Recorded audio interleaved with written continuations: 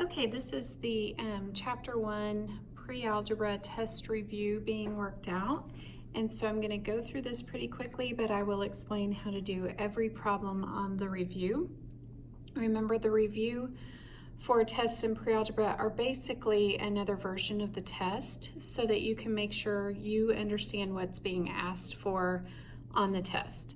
So on number 1 and 2, we're supposed to evaluate the expression. So this one says x plus 9 when x equals 4. Just put 4 in for, just put 4 in for x. So 4 plus 9, and that is equal to 13.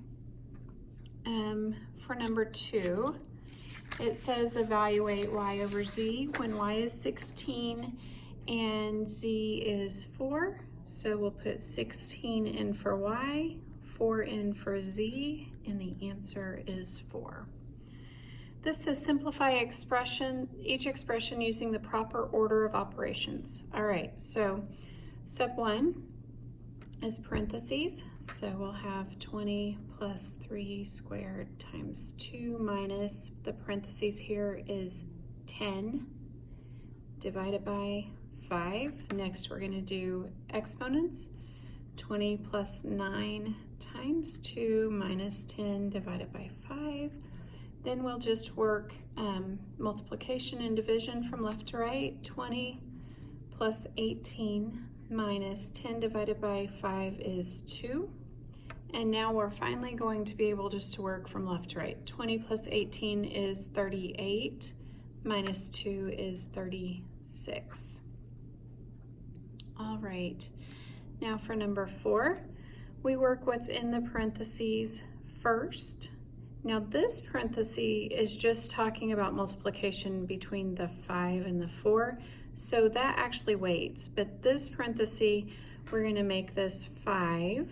2 plus 3 is 5 squared minus 5 times 4 plus 10 divided by 5. 5 squared is 25. We've taken care of the exponents, so I'm going to go ahead and work multiplication and division from left to right. 5 times 4 is 20, plus 10 divided by 5 is 2. Now we can work the problem from left to right because all we have left are addition and subtraction. 25 minus 20 is 5, plus 2 is 7. Number 5, remember that when you have the fraction bar or the division line, that separates your numerator into one group and your denominator into the other group. So we'll work the numerator first. 75 minus 39 is 36. 4 times 3 is 12. 36 divided by 12 is 3. All right. For numbers 6 through 9, it says evaluate the power. So these you're just going to be able to put into your calculator, and depending on what kind of calculator you have, most of these you'll be using the caret sign. Let me look and see if I have a calculator that actually, okay, so if you're using this type of calculator, this is a Texas Instruments TI-30X2S, you'll actually put in the base number, use the caret, and then put in the exponent, which is 5. So this is 10 to the 5th power, and this would be your answer here. Now, if you are using a Casio, like this one, it's a little bit different. This one you put in your base, and then you use this button, and you put in the exponent, and then you hit equals, and that's how you get the answer. So those are 2 types of calculators that you can use. So the answer for this one is a 1 with 5 zeros. All right. For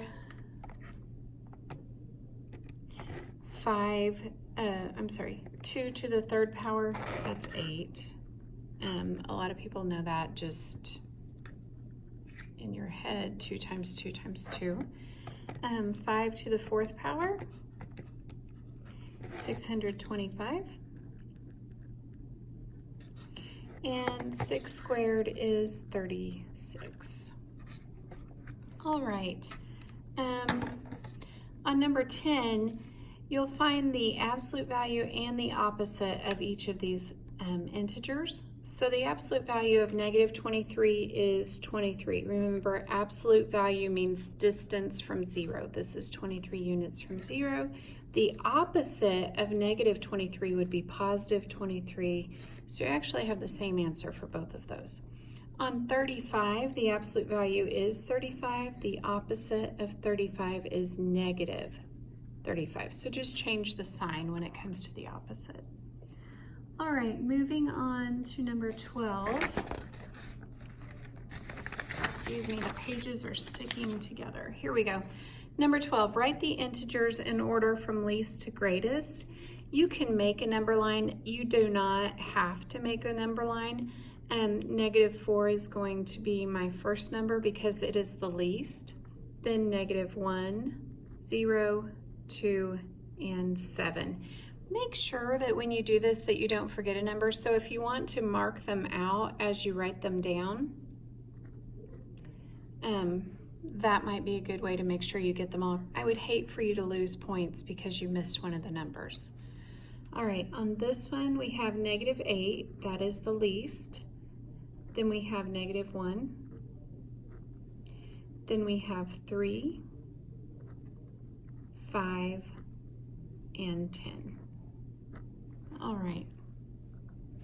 For numbers 14 through 16, you're going to find the sum of or difference of the integers. Remember, when we add a positive and a negative, we look to see which one has the greater absolute value.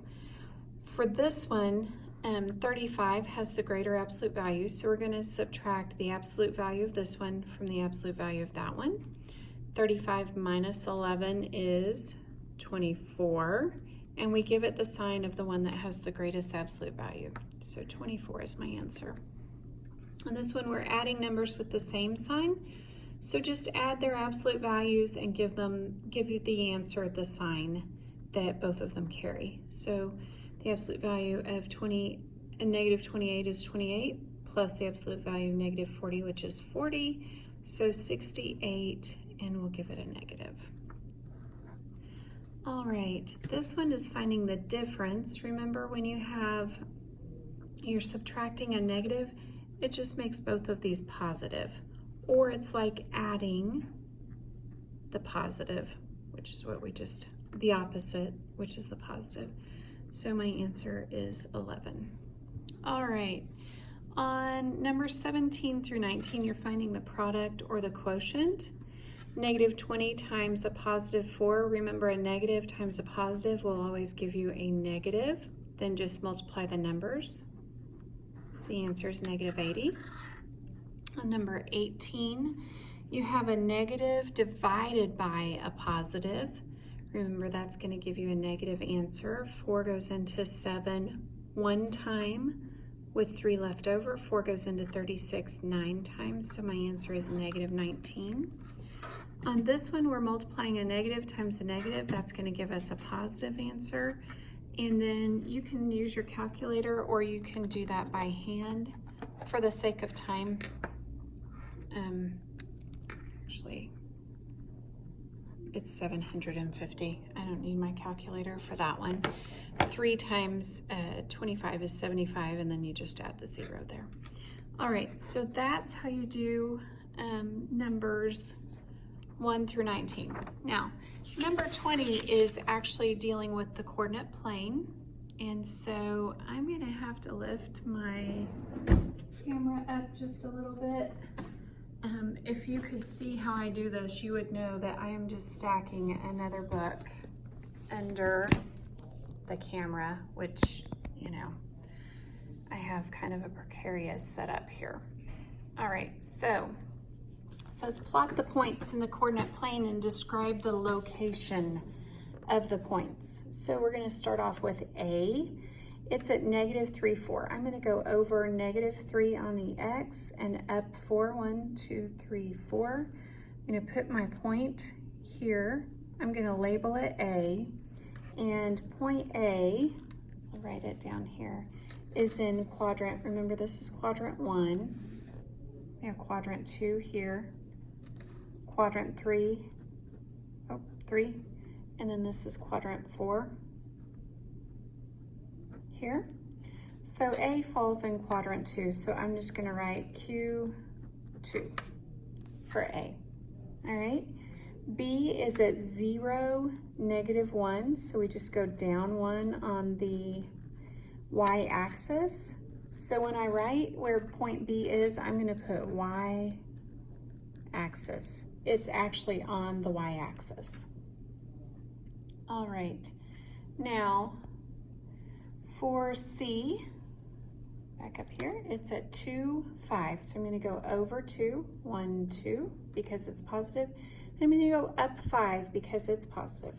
1, 2, 3, 4, 5. Put my point, label it C. Now C falls in quadrant 1, so C is Q1. All right, one left. It's at 7, 0. I'm not gonna go, or I am gonna go 7 over on my x-axis. 1, 2, 3, 4, 5, 6, 7. But I'm not going up or down because my y-coordinate is 0. So there's my point D, and D falls on the x-axis. All right, that's all 20 of the problems. If you can work this practice, this review for the test, then you are gonna do fine on the test. I will add one bonus problem for this test, and just expect that. That'll be a surprise. The test is on Friday, August 30th. See you in class.